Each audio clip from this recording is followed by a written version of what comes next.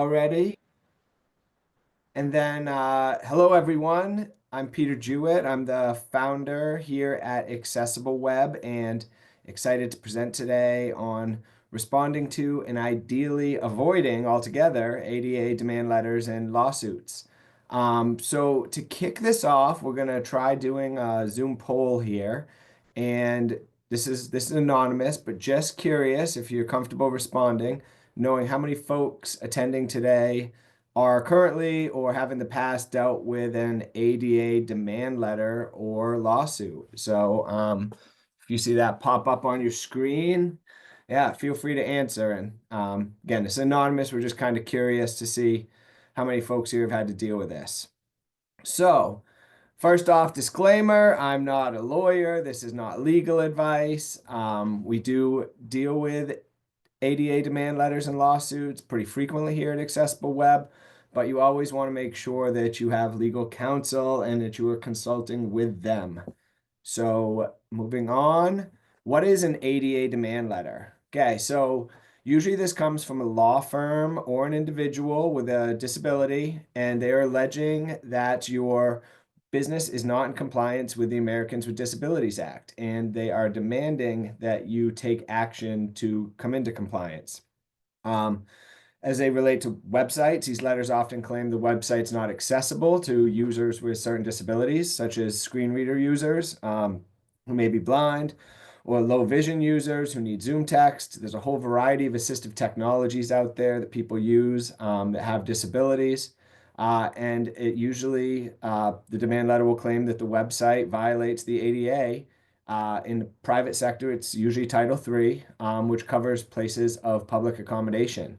And the recipient of this letter, the business owner normally, the website owner, must fix the accessibility barriers or face potential legal actions, which is typically the threat of a lawsuit filed in federal court. So typically, these letters are going to request that you remediate the website to meet WCAG standards. It's usually 2.2 AA or 2.1 AA. Often you have to pay a settlement or attorney's fees. So in a lot of cases, these are coming out of specific states, Florida, New York, California, where they can collect damages in addition to the attorney's fees. And then typically you have to come up with an accessibility plan and engage in accessibility monitoring moving forward. So the general idea is that you're paying out money both to attorneys, your attorneys, their attorneys, and then you need to pay money to remediate the website and figure out how to maintain accessibility moving forward. Is a demand letter the same as a lawsuit? So kind of similar, but no, they are not exactly the same thing. So a demand letter is a letter that's, hey, fix this before we take you to court. So it's a formal notice. It comes from a law firm typically, and it often has the requirements, what they want to see. They want to open up communication with you. And this is common with ADA claims that are trying to resolve issues before litigation. A lawsuit, on the other hand, is we're already in court. Here's your notice. And sometimes you'll get notice of these from another lawyer that's monitoring court dockets, offering to defend you. And so uh, this is when it's official. This is when it's been filed in court. If you are paying attention to different directories of cases that are out there, kind of the official, count for ADA lawsuits.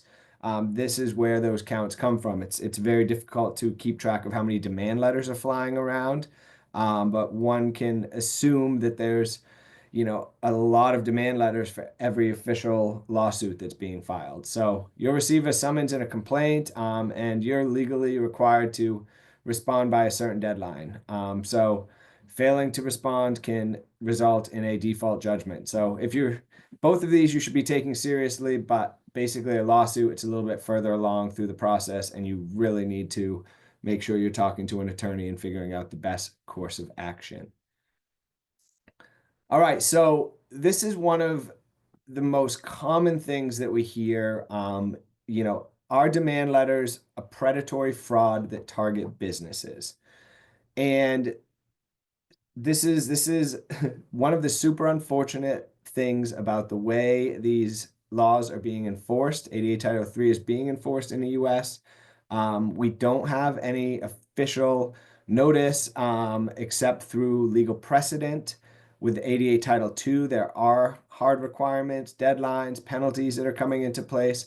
But with 88 Title 3, it's still based on legal precedent. And so what's happened is that there are drive-by lawyers basically that are, you know, finding plaintiffs that will send these letters out all the time, like to just various businesses. And so the challenge here is that these laws are valid, and we really want to support making the web accessible for folks with disabilities.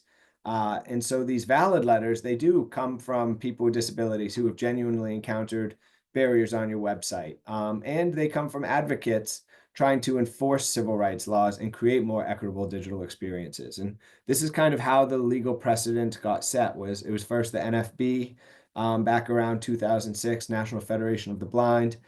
They hired some attorneys and started suing big companies like, I believe, Walmart, AOL.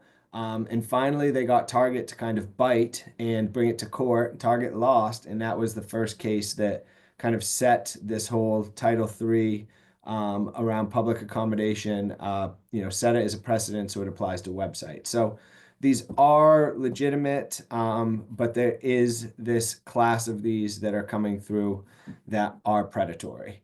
We call those drive-by litigation or serial plaintiffs.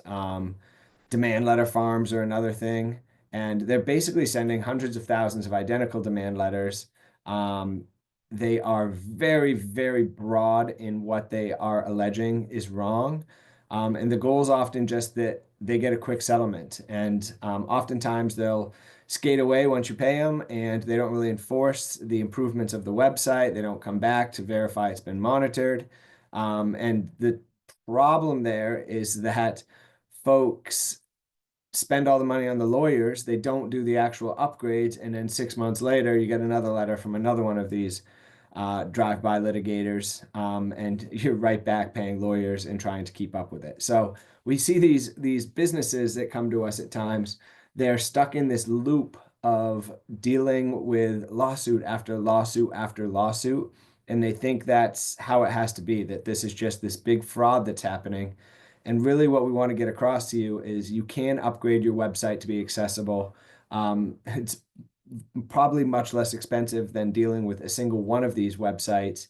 And so, our whole system that we've built here with Accessible Web Ramp, our whole program is built around helping you to upgrade your websites so that you can avoid these lawsuits. But even if you've received one of these demand letters, we can help you respond to it properly, which I'll get into here. So, how to respond to a predatory demand letter. Be aware in advance that these could hit you at any time. Don't panic. Don't pay anything right away. In both these cases, predatory and legit, you want to engage with legal counsel. And we'd recommend engaging with us immediately so that we can help guide the response. When you do find legal counsel, try to find someone that's familiar with ADA web accessibility litigation so that you're not paying attorney fees so that your local attorney can learn how to deal with these on the job. That's something we see quite a bit. That can get expensive.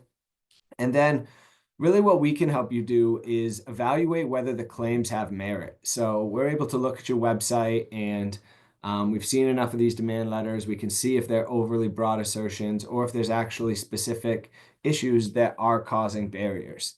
And then ideally what you want to do is using the advice we've provided, our findings, you can respond firmly through your attorney, acknowledge a receipt, ask for clarification on why they were trying to do business with you, when they were trying to do business with you, specific allegations, and note that you are assessing compliance and accessibility in good faith. And we can help you create that roadmap to show what you're working on.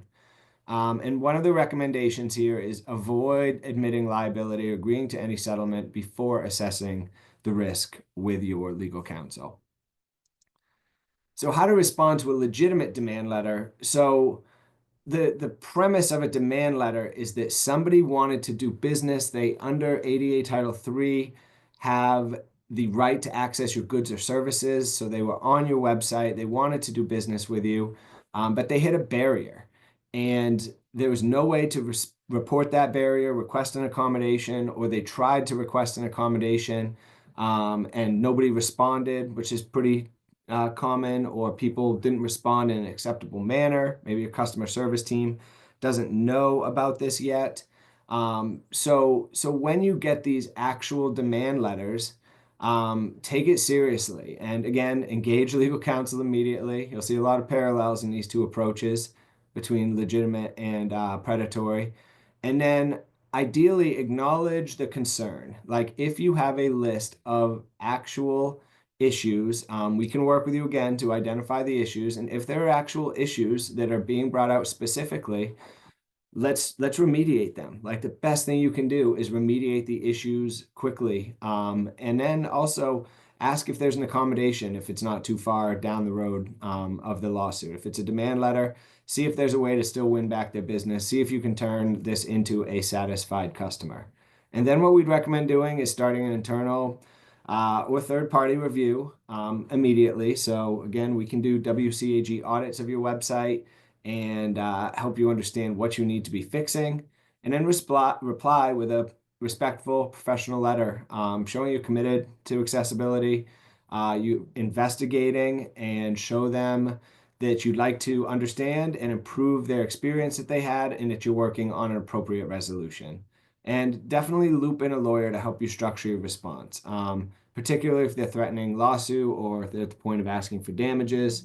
But the big thing here is when they're legit, when they're specific, acknowledge them and work rapidly to solve the issues, because this is a real thing and they do have the right to access your website.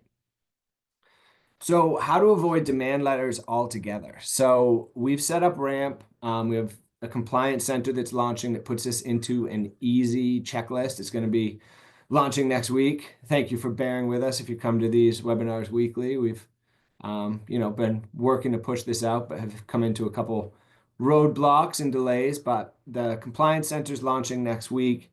And what it's going to have, first and foremost, is a policy and feedback area as part of the checklist.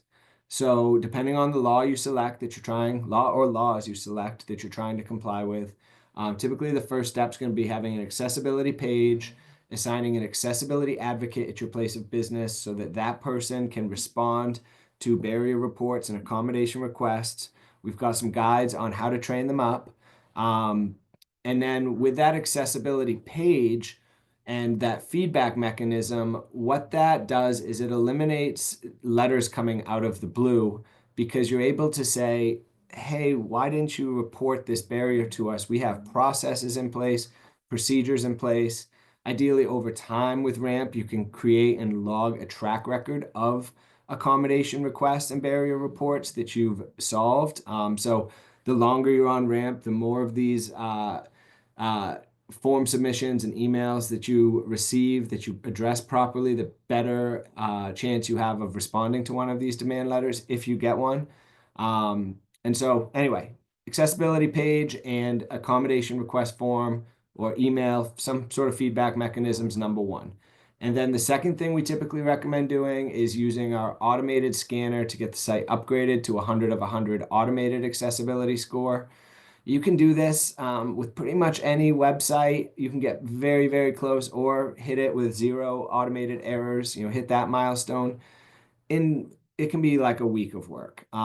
It's really not that crazy to do that. And then the third milestone that we recommend is doing some manual auditing. So the automated scans, they can only catch about 35% of WCAG issues, but with the manual auditing, you can really start to go success criteria, WCAG success criteria by success criteria, through the web content accessibility guidelines, and start finding a number of issues that require manual testing. And so that's when you're really gonna start to develop an accessibility practice on your website, really start to develop a track record. And with our platform, with our program, you get log entries every step of the way so that you can show what you've been doing. So anyway, prevent ideally, if you sign up for RAMP, we've never had, knock on wood, we've never had somebody that is on our program, completing our program as recommended, receive a demand letter, predatory or legitimate. We have had people that get form submissions and barrier reports and accommodation requests. That's normal. That's good. That means you're doing a good job of working with these customers to provide accessible experiences. So sign up for RAMP proactively is always our recommendation. And then if you do receive a demand letter, we can help you work through that as well. So get in touch with us sooner than later. Don't let the lawyer run the program off the rails and get too deep into it before we've been able to help you assess the demand letter, its validity, the claims within it, and come up with a plan to remediate. And more often than not, our services can help you to fix the issues very rapidly, and it's going to save you a ton of time, aggravation, and unnecessary lawyer fees. All right, thank you. On to discussion time. Yeah, thanks, Peter.